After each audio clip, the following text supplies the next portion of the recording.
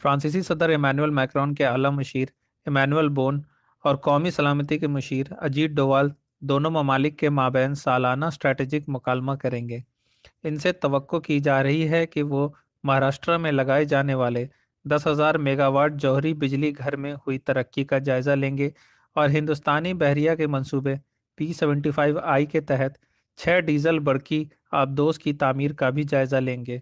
اس کے علاوہ دونوں اعلیٰ مشیر ہندوستانی بحر الکاہل کے خطے میں سمندری تحفظ اور بہتری، خصوصاً چین کے جارحانہ اقدام کے تناظر میں بھی بہتری لانے کے بارے میں نوٹ بانٹیں گے۔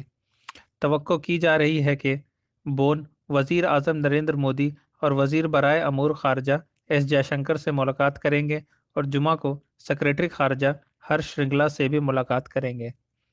عہدیداروں نے کہا کہ فرانس نے نئی دہلی کے ان ممالک میں فوجی ٹیکنالوجی کی رسائی کے بارے میں جو خدشات پیش کیے ہیں ان کا مثبت جواب دیا ہے۔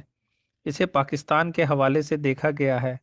فرانس نے میراج لڑاکا طیاروں، ایئر ڈیفنس سسٹم اور اگوستا 90B کلاس آبدوزوں کے بیڑے کو اپ گریڈ کرنے میں پاکستان کی مدد کرنے کے خلاف فیصلہ کیا تھا۔ یہ فیصلہ فرانسیسی صدر میکرون پر وزیر اعظم عمران خان کی شدید تنقید کے بعد کیا گیا تھا۔